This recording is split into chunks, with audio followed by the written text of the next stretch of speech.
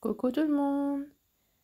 Voici aujourd'hui une petite vidéo pour vous montrer comment je fais le fond dans mon livre du Million Cute Animals de Lulu Mayo. Je me suis dit que je vous emmène encore une fois avec pour vous montrer mon processus. Et je commence avec des crayons Albrecht Dürer pour faire le sol de mon colo.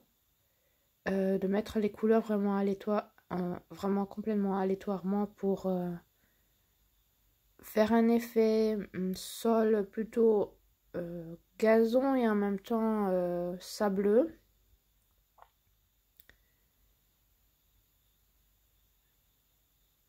Je vous l'ai mis en accéléré pour que ça aille un peu plus vite.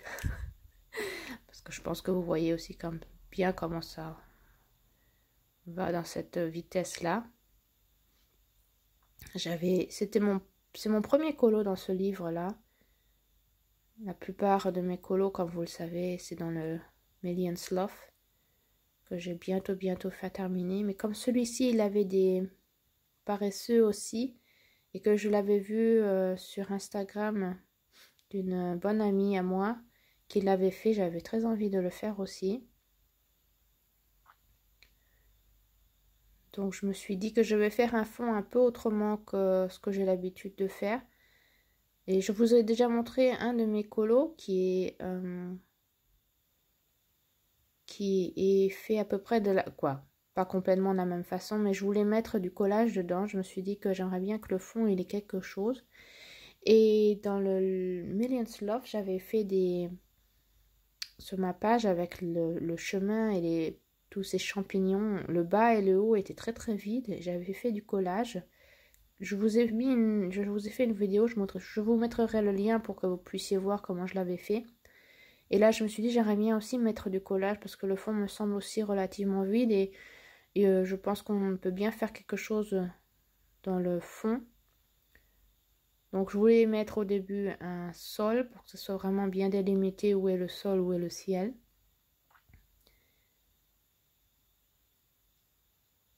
Et puis, là, vous voyez que j'aquarelle tout avec mon pinceau à eau de chez Action. Je l'ai pris de chez Action, je trouve qu'ils vont très bien ces pinceaux-là. En fin de compte, je commence seulement à les utiliser. Avant, je prenais toujours un pinceau normal, mais je me suis dit que je vais les utiliser. Je les ai déjà pris plusieurs fois et en fin de compte, j'aime beaucoup parce que ça ne donne pas beaucoup d'eau. Donc, en fin de compte, exactement ce qu'on a besoin. Et puis, oui. Et en fin de compte, j'ai pas beaucoup d'Albrecht Dürer, j'en ai que 10. Mais j'adore les couleurs que j'avais choisies. En fin de compte, surtout ces couleurs vertes et brunes. J'adore les utiliser aussi pour faire mes effets hauts. Je trouve que c'est très... on peut bien travailler de façon diversifiée. Ce sont des couleurs qu'on peut bien utiliser pour effets gazon, arbre, mais aussi haut. Donc j'aime beaucoup ces teintes-là.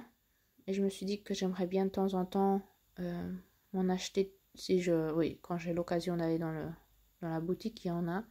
Comme j'habite dans une... non, j'habite plus. J'habite près d'une ville qui est relativement petite. Et puis maintenant, j'habite dans plein village.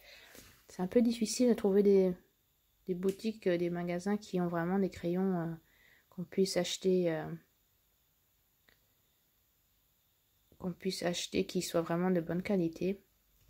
Là, pour le fond, je mets déjà un peu de pastel sec qui sont aussi de chez Action. Moi, j'aime bien utiliser du matériel qui est à petit prix. Je trouve que c'est pas spécialement obligatoire d'avoir toujours du matériel à haute gamme. Je trouve qu'on reçoit aussi de très bons résultats avec des petits matériels à petit prix. Disons que moi j'arrive bien à travailler avec. Je pense que tout est toujours de l'exercice.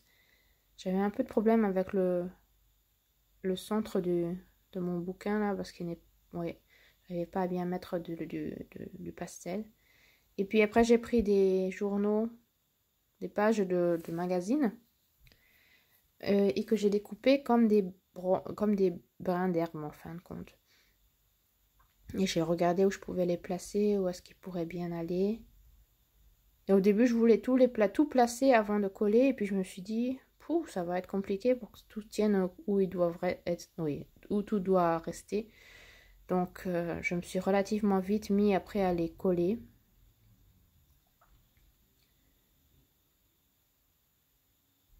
Parce que je me suis dit, non, je vais faire à ma manière, vraiment intuitivement, pas trop réfléchir, comme je le dis toujours.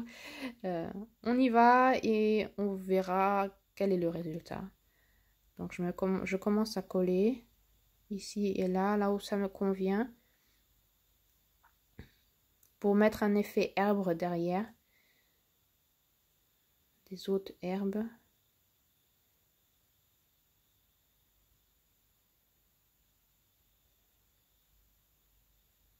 Et je fais tout avec mon colle à tube. Moi, j'utilise pratiquement toujours, oui, en fin de compte, toujours mon colle à tube. Je trouve que ça va très bien. Je prends celui-là aussi de chez Action. Oui. Et j'ai pris aussi des pages de livres pour mettre un peu de contraste entre les herbes. Et donc, il y a ces herbes vertes. Et il y a aussi des pages de livres. Et je voulais que les herbes soient derrière le colo. Donc, je coupais les morceaux pour pouvoir après, oui, pour pouvoir les mettre, voilà, devant et derrière, voilà, comme ça. Vous voyez. En fin de compte, j'ai pas besoin de beaucoup expliquer, ça se voit déjà rien qu'en regardant, hein, n'est-ce pas?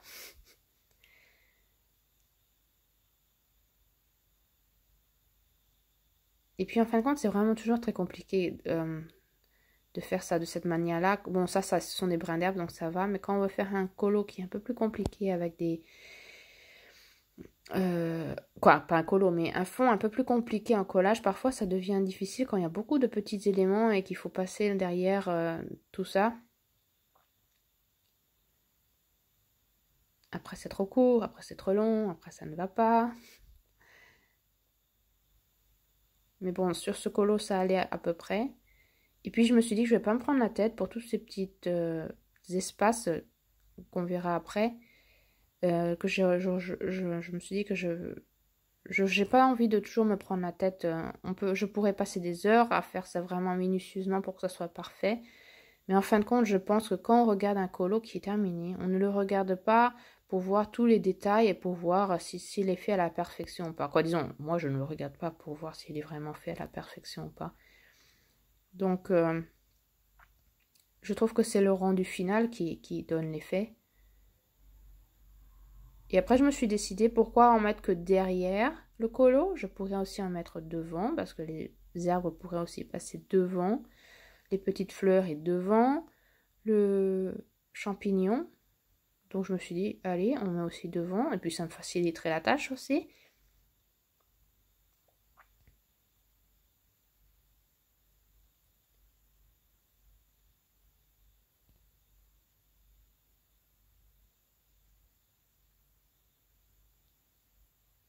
Et puis, j'en mets vraiment ici et là, comme ça me va. Oui, par rapport au feeling que j'ai, qu'est-ce qui pourrait bien aller. J'avais l'impression que j'avais mis assez d'herbes vertes, donc j'ai pris des pages de livres, de vieux bouquins que je vais aussi chercher régulièrement, qui sont en fin de compte à jeter, que je vais chercher. Nous avons comment ça s'appelle, comme des sortes de bibliothèques qui sont en pleine rue, où il y a des livres qui sont à offrir ou à échanger.